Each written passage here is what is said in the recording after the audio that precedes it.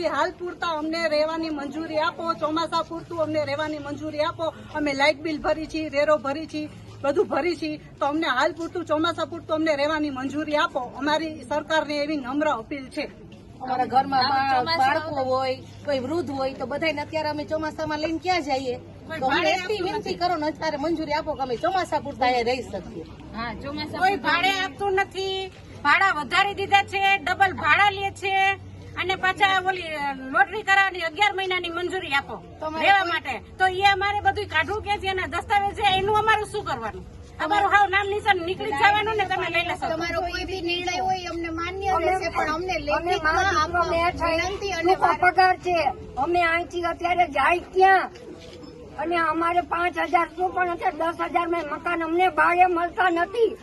અને કયો તો અમે તમને અહીંયા આપી દઈએ, અહીંયા હુઈ જાય. બસ બધા સીસીપી ને હુઈ જાવ એટલે એ લોકો આપણું જપ્ત કરી લે. પણ અમે અહીંથી જવાના નથી આનંદનગર માંથી. મારી નાખો તો બેતર છે. અમે વેરો ભરી છીએ, અમે લાઇટ બિલ ભરી છીએ, આટલા વર્ષથી અમે રહી છીએ તો અમારા દસ્તાવેજ નું શું? એ અમારું મકાન આવીને જોઈ જાવ, કઈ પણ તકલીફ હોય તો. પણ તમે તમે બંગલા માર્યો છો, હવાયું ખાવ છો, એસી લેવા ખાવ છો, અહીંયા અત્યારે અમે તડકે ઉભા છીએ. અમે જરાક વિચાર કરો માણસ. એ સાહેબ, અમે ટિફિન ખાયલું અને કોરીવા મોઢામાં નાખ્યું, તમારા સમાચાર સાંભળ્યા, અમે અહીંયા આવ્યા. તમે આ બધી નાના માણસની પબ્લિક નું તમે જોવો.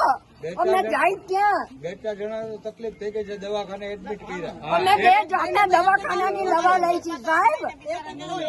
અને મારા છોકરાનો પગાર ચૂકો છે. તમે કઈ અમને 15,000 માં મકાન નથી ગોઠવી દેવાના. અમે અહીંથી જવાના જ નથી, અમારે અહીં જ રહેવું છે. મારે કોઈ છે નહીં, 2 દીકરા ધામમાં વહી ગયા છે, હું એકલી રહું છું. બોલો હું કયો એમ કરું? 2 દીકરા વયા ગયા છે મારે ધામમાં, અને દીકરી જે છે અત્યારે હું કરું?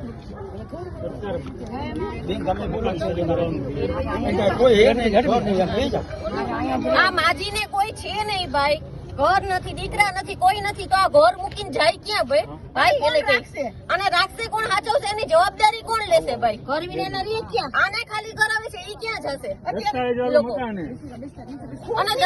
વાળા મકાન છે, આ ઝૂંપડપટ્ટી નથી. તમે લોકો મત લેવા આવો છો ત્યારે તમને કોઈ દેખાતું નથી કે આ મકાન જર્જરિત છે, આવી રીતે છે, તો આપણે એને સરખા કરી દઈએ કે મદદ કરીએ. અત્યારે બધાને દેખાણા કેમ? ચૂંટણી પછી તરત જ નોટિસ મારવા આવ્યા. ચૂંટણી બાકી. એક અપીલ છે કે અમને હાલ ચોમાસા પૂરતા અહીંયા રહેવાની મંજૂરી આપો.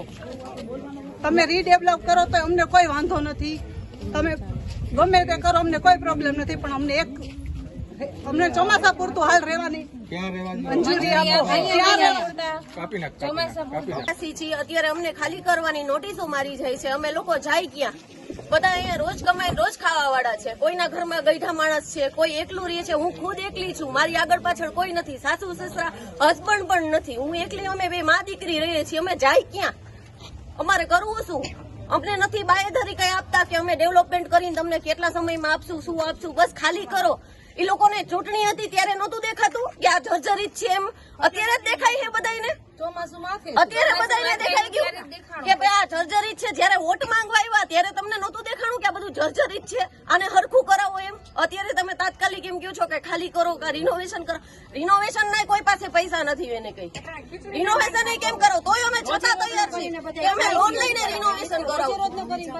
લોન લઈને પણ રિનોવેશન કરવા તૈયાર છીએ, તો એ લોકો રજા મંજૂરી નથી આપતા કે રિનોવેશન કરે છે કે તમે મકાન ખાલી કરી દો, લાઇટ કાપી જાય છે. એ બધી વસ્તુ ખોટી છે. કોઈ દસ્તાવેજ વાળા મકાન છે, કોઈ અહીંયા કોઈ મોટા ઓફિસરો કોઈ આવતા નથી, એવું કોઈ કહેતા નથી કે અમે તમારી સાથે છીએ. એ લોકોને આવીને અમને કહે તો અમે એની હારે જ છીએ બધા, કે તમે લોકો આગળ વધો. એમ કોઈ એવું કહેવા આવતું નથી. ખાલી વાછટીયાને મોકલી દઈએ કે જાઓ તમે આ કરી આવો, એમ ન હાલે.